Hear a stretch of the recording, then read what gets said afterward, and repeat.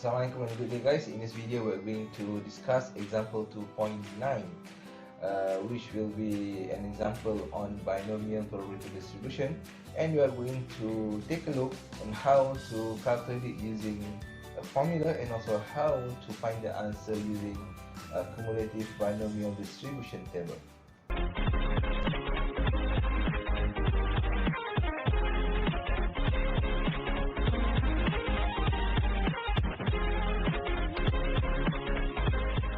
Alright, so let's look at the question.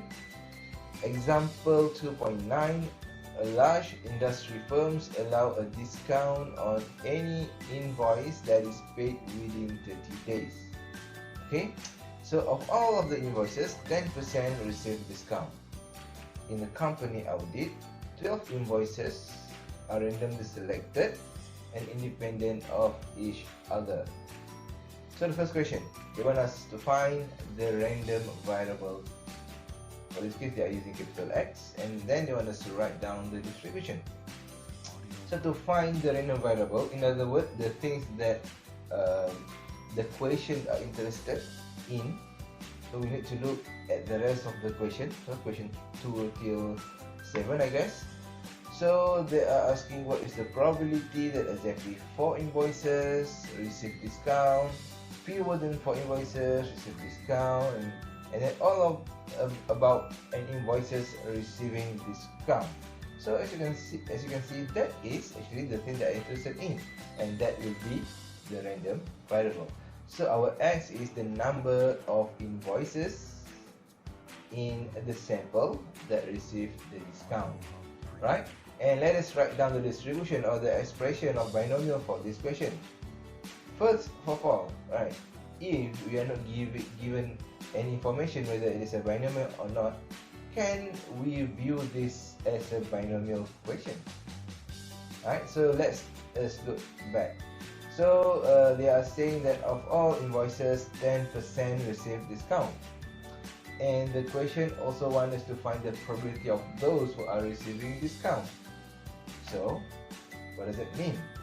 So we know that 10% receive discount. What about the other 90%? Not receiving the discount. So as you can see, there's the two outcomes there. We have 10% receiving discount and the other 90% not receiving discount. So that by that we know that we can try to solve this using binomial. So let's go back to the question of writing down the distribution or the expression. So this is how you write it down. We have X approaching B and P, right? And P. So the N for this question is 12, and the P. Okay, the P for this question, please be careful. P stands for probability of success, which related back to the random variable. So for this case, our random variable is the number of invoices that receive the discount, which is the interest of the question.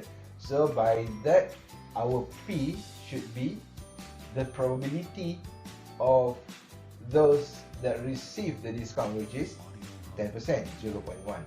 However, throughout the questions, right, they can change the interest.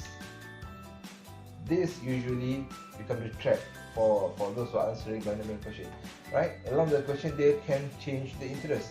Let's say question 1, 2, and 3, they want to know the probability of those receiving discount. Suddenly in question 4, they want to know the probability of those who are not receiving the discount, which means that now for that question, the interest change. Interest change means the random variable also change. It is not about the number of invoice that receive discount anymore. It is the number of invoice that is not receiving the discount. You need to redefine a new random variable, maybe using Y, capital Y. And then once the random variable change, your P will also change. It is not 0.1 anymore. It will be 0.9. I hope you see that.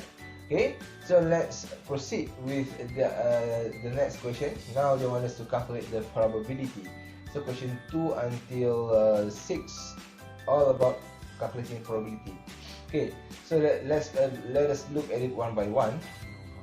So what is the probability? There is actually exactly 4 invoices out of that 12 selected invoices receive discount. So one way you can use the manual way, which is by using the formula. Okay, so just by using the formula, or you can just input it like this, and you should get directly the answer of 0.0214. Okay, in other words, 2%, 2.13%. Okay, you can also try to use Excel. You can refer to our books. We have actually a tutorial on how to find binomial distribution using Excel. Okay, and then let's look at this, the third question. What is the probability that fewer than 4? Okay, fewer than 4, if we translate it into the mathematical expression, it is this, right? Less than 4, which is fewer than 4. So what does it mean by fewer than 4? Meaning that what is the probability, right, that x is less than equal to 3, right? When we say fewer than 4, obviously the number that they want us to calculate is 3 and below. So x less than equal to 3. So x less than equal to 3. Okay, let's try to use if you want to use a manual way to calculate it, right, you will need to input the formula, right, for x0 plus x1 plus x2 plus x3. You need to calculate it 4 times, right? Get the probability for each of it and sum it together to get the probability of x less than equal to 3 or less than 4. So it is 0.9743. The other way is that you can use the table. So to use a table, again we are going to look back at the question. It is actually less than equal to 3, and our table accumulated according to that way, which is x less than equal to k, which is any value that we pick from any k value or any x value that we refer in this table will give us a probability that is less than equal to that value. So if you are looking at, let's say 4, they will give us a value, the probability of 0 plus 1 plus 2 plus 3 plus 4. For this case, they want us to find what is the probability that less than 4. In other words, less than equal to 3, right? So just when we look at the value of 3 in our table there, we will get the probability that is the same or similar to the one that we calculate manually, right? The difference is just that for this one we can just pick it directly out of the books, right, with 0.9744. So now, before we proceed, let us try to interpret it a bit, right? What does it mean by this probability? So we can say that there is 97.44% chance that fewer than 4 invoices in the sample of 12 invoices selected are given discount. Okay, so in other words, what is the likeliness of this event to occur? Highly likely, because 97.44%, right? What about the first one, where we get 0.0213? In other words, we try to change it 2.13%. So is it likely? Right? It is highly unlikely, right? Because it is near to 0. It is highly unlikely for the auditor to find out exactly 4 invoices receive discount out of the 12 invoices selected. For the third one, 97.447, well, that is highly likely that the auditor will find out either there is 0 invoices receive discount, or maybe one invoice receive discount, 2 invoices receive discount, or 3 invoices receive discount. So that is highly likely that the auditor will find it like that. Okay, let's look at the next one. By the way, let's go back to the first question. We just solved the first question by using a formula. So usually when the x is, when we encounter with the question that is equal, x equal 4, usually we are going to go directly calculate it by using a formula. It is easy like that. However, if the question wants you to use a table, then how do you do that? Okay, when we look at the table, obviously they give us less than equal to 4. If you look at value 4 there, they will give you the probability that is less than equal to 4. So if you pick directly the probability from this table, right, you will give the wrong answer, because they will give you the accumulated probability from 0 until 4. 0 plus 1 plus 2 plus 3 plus 4. Alright, the question only wants you to give equal 4. So what you need to do, you need to subtract 0, 1, 2, 3. In other words, according to this book, the probability of less than equal to 3. So if you want to try to put it in the form of formula, it is x less than equal to 4 minus x less than equal to 3. Hence you will get 0.0213 again. Okay, so let's go to question number 4. Okay, what is the probability at most for invoices receive discount? So now, again, what does at most mean? The maximum. So what should be calculated? What is the number that should be included in this range? So from 0 until 4, right? From 0 until 4. So if you try to put it in terms of expression, right, mathematical expression, it is less than equal to 4. Again, we are looking at less than equal, which can be obtained directly from this table. So just look at the value 4 there. They will automatically give you the value that is less than 0 to 4. For this case, 0.9956. Now the next question, okay, so that is by using table, sorry. Now what if you want to calculate it manually, just like what we did in question 3 before? You will need to substitute all x's and calculate it each time. So for 0, for 1, 2, 3 and 4, so sum all of them together, you'll get the same answer, which is quite tedious, right? Now, what is the probability that more than 4 invoices, right, more than 4 invoices receive discount? What does more than 4 means? 5 and above, right? 5 and above. So 5 and above is actually more equal to 5. So the number that should be included is 5, 6, 7, 8, 9, 10, 11, 12. Around 8x that should be calculated if you calculate it manually. So you should substitute all of the x's and sum it together.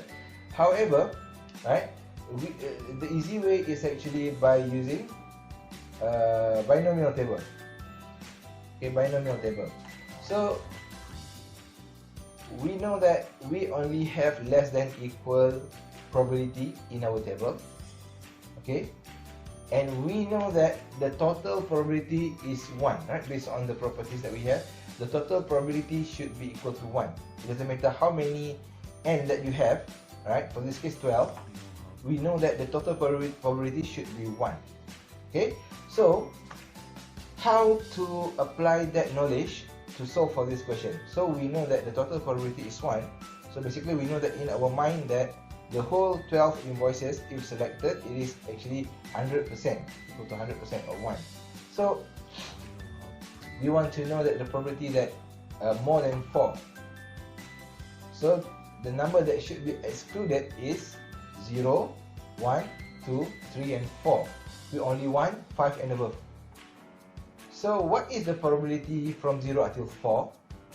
So we look at the table, that's 0.9957. So we should exclude all of this probability and only take the rest. So the whole, which is 1, minus with the probability from 0 until 4, 0.9957, will give us 0.0043, right? So that will be the probability for the fourth question. Okay, now the next one, at least 4 invoices. So at least 4 invoices meaning they want us to calculate from 4 and above. So the idea is the same. For the previous question, they exclude 4. For this question, they include 4. So we know that in total 100%, but we need to exclude from 0 until 3 because we only want 4 and above. So less than equal to 3. If you want to calculate it manually, you need to calculate it by one, of course. 4, 5, 6 until 12, sum it together. If you want to calculate using table, just do like what we did in our previous question. 1 minus with the probability of less than equal to 3, which is 1 minus 0.9744, which will give us 0.0256. So let's try to apply the idea to the interpretation again. What does 0.0256 means? There is 2.57 chance that at least 4 invoices in the sample of 12 invoices receive discount that will appear during the audit. So we can say that this event is highly unlikely to occur. Now the next question, find the mean, find the measure of central tendency and the measure of dispersion. So the mean is n times p, which is 12 times 0.1, which will give us 1.2, and standard deviation is 1.04. So again, because this is invoices, right? Discrete, tangible, can only be in whole number. So the number of invoice, the average, the mean number of invoice that receive discount is 1.2. So we will round it up, so to 2 invoices, and the standard deviation is 1.04. Right? It can't be in that form, so also round it up to 2. Why we round it up? The mathematical rule that previously, as you may learn before, if it is less than 5, you round it off. If it is more 5 and above, you round it up. But for this case, always round it up, right? Because you say that the mean is 1.2. If you want to round it off, you say it is 1, right? So basically, the mean, the value might be you might make a mistake there because it is more than 1 actually, right? 1.2. You cannot put it 1, so at least we put it even bigger, 2, right? So that is the discussion on example. For this example, I hope that you clear on how to calculate the binomial probability distribution by using a formula and also by using the table. Okay, so till then, thank you.